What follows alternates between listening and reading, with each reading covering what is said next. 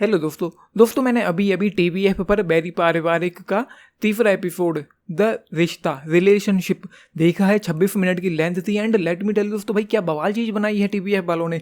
मतलब इस शो को देखकर जो 3 एपिसोड मैंने देख लिए हैं, इस शो को देखकर कहीं पर भी ऐसा लगता ही नहीं है कि ये एक स्क्रिप्टेड शो है। मतलब किसी ने लिखा है, डायरेक्ट किया, एग्जीक्यूट किया, ऐसा लगता ही नहीं है। ऐसा लगता है कि सब कुछ रियल है, नेचुरल है, बिल्कुल सिंपल है एंड जो कहीं पर भी हो सकता है। एंड इस शो को देखकर भाई एक बड़ा मलाल मुझे हो रहा है, वो ये है, बड़ा दुख होता है मुझे कि टीवीएफ गलत कर रहा है। एंड वो ये है कि वीकली बेसिस पर इसको रिलीव कर रहा है। जो मज़ा ख़राब हो रहा है भाई, एक ही बार में रिलीव करो। जो एक बार में देखने का जो मज़ा आएगा, इसको बिंज वॉच करने का जो मज़ा आएगा भाई, वो ग्रेट हो सकता था। लेकिन वो लोग वीकली बेसिस पर रिलीव कर रहे हैं, जो मुझे लगता है कि गलत है। एंड उसके अलावा यहाँ पर जो किरदार है, कहानी है, राइटिंग है, डायरेक्शन है, प्रेजेंटेशन है, एग्जीक्यूशन है, स्क्रीन प्ले है, जो कुछ भी हमको देखने को मिलता है, जो कैरेक्टर्स हैं, जो उन लोगों की एक्टिंग है, ग्रेट है भाई। मतलब सलाम है उनको, क्या बेहतरीन परफॉर्मेंस दिया। एंड कुछ भी यहाँ पर देखकर ऐसा लगता ही नहीं है कि ये नहीं हो सकता है या ये सिर्फ फिक्शनल हो सकता है। सब कुछ रियल जैसा लगता है, जैसा कि मैंने आप लोगों को कहा है। एंड मुझे मेरा सलाम है उन लोगों को जो यहाँ पर माता और पिता को प्ले कर रहे हैं। भाई क्या कमाल के कैरेक्टर्स हैं। मतलब एक यूपी से है, एक बिहार से, एंड उन लोगों की जो सोच है, जो ट्रेडिशन में वो लोग यकीन रखते हैं कि अगर साथ में रहना है लड़का और लड़की को तो शादी कर लेनी चाहिए। एंड उस पर उन लोगों का जो टेक है, जिस तरीके से, वो कमाल का है। एंड यहाँ पर कहानी यूँ है, हमको यूँ देखने को मिला है तीसरे एपिसोड में। जो शैली है उसका कजिन ब्रदर है एंड साथ में वो लेकर आता है अपनी लिव इन कोफ की जो फ्लाइट थी मुंबई से, वो डिले हो गई है। वो आता है अपनी कजिन सिस्टर के घर पे, जहाँ पर उसके इन लॉज भी रहते हैं। मतलब यहाँ पर अनीस के माता पिता भी रहते हैं। तो वो आता है यहाँ पर एंड माता पिता को ये बताया जाता है कि ये दोनों शादीशुदा हैं, इन लोगों ने शादी कर ली है। लेकिन फिर पता चल जाता है कि इन लोगों की शादी नहीं हुई है। एंड उसके बाद जो कुछ भी होता है, वो जो माँ है वो एक बात कहती हैं उस लड़की के, जो पलक है, उस लड़के की जो लिव इन है, जो उसकी गर्लफ्रेंड है जिसके साथ वो रहता है, रोनी, उससे कहती हैं कि जब तुम बाथरूम जाती हो तो कैसे, मतलब वो जो उसने लड़की ने जंप सूट पहना हुआ था, जंप सूट मतलब ऊपर से लेकर नीचे तक एक ही होता है, तो वो एक जेन्युइन सा सवाल करती हैं जो कोई भी पूछेगा कि यार कैसे करती हो। एंड उसके बाद जो कुछ भी यहाँ पर होता है, एंड जो वो लड़का है रोनी जिसकी फ़्लाइट डिले हुई है, वो ये कहता है कि मैं स्ट्रिक्ट एक्शन लूँगा क्योंकि फ़्लाइट डिले हुई है एंड मैं छोड़ूंगा नहीं, ऐसे शांति से नहीं बैठूंगा। तो पिताजी पूछते हैं कि बहुत अच्छी बात है, तुम्हारा हक भी बनता है, लेकिन तुम करोगे क्या।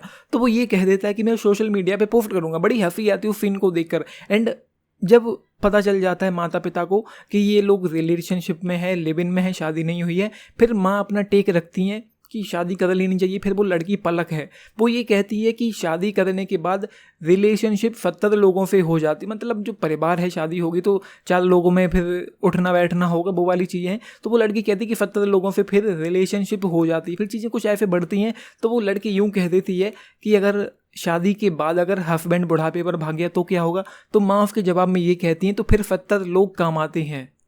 ये कुछ ग्रेट था भाई, मज़ा आ गया इसको देखकर। एंड भाई अमेजिंग है एंड बहुत अच्छी लाफ आउट लाउड वाले कुछ सीन्स यहाँ पर हैं। मतलब बहुत हंसी आती है इसको देखकर।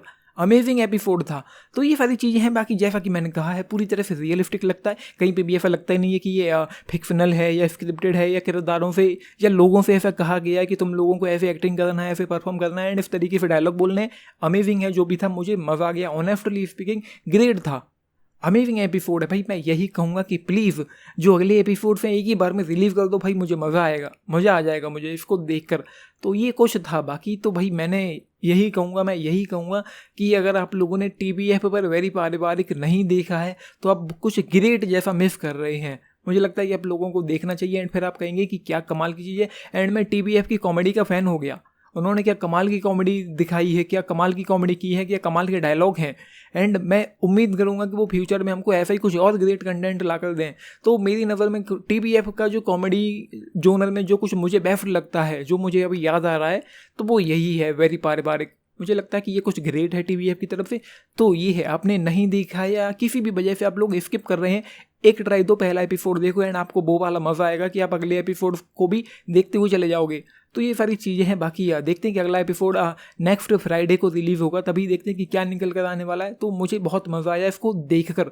कुछ ग्रेट सीन्स थे, जैसे कि वो रात के अंधेरे में आता है एंड वो लड़की पलक को चिपट जाता है पीछे पे, पता चल जो भी था आप देख लेना। तो ये है, एक्टिंग वगैरह सब कुछ ग्रेट है। मेरी तरफ से पॉजिटिव 5/5 एपिसोड के लिए, वेरी पारिवारिक के तीसरा एपिसोड द रिश्ता रिलेशनशिप के लिए आपने देखा है। लेकिन बताना आप लोगों का इस पर क्या टेक है। बाकी लाइक शेयर सब्सक्राइब भी करना चैनल को, वीडियो को। And this is Nitish channel fanning of, thank you. And yes दोस्तों, एक चीज़ तो मैं भूल ही रहा था, तो यहाँ पर जो लास्ट वाला सीन था जब अनीस कह देता है अपने माता पिता को कि हाँ वो भी शादी से पहले लिव इन में था, लेकिन अब क्या फ़र्क पड़ता है क्योंकि अब तो उसने शादी कर ली है ना। फिर हमको स्क्रीन पर वो सीन दिखाई पड़ता है जब पिताजी के हाथ में बेल्ट है एंड बैकग्राउंड में वो गाना चल रहा है, तानी सुन लो। एंड भाई क्या कमाल का सीन था। तो ख़त्म होते होते भी यहाँ पर कुछ ऐसा हो जाता है कि आप ताली मारने का आपको मन करेगा, आप ताली मारोगे जोर जोर से, आप हंसोगे। तो ये कुछ ख़त्म होते होते भी कुछ ग्रेट होकर गया है यहाँ पर। तो ये था, आप लोगों की जो भी टेक मैं ज़रूर जानना चाहूँगा, प्लीज़ लिख के बताना कि आप लोगों का इस इशू पर क्या टेक है। तो ये है, थैंक यू।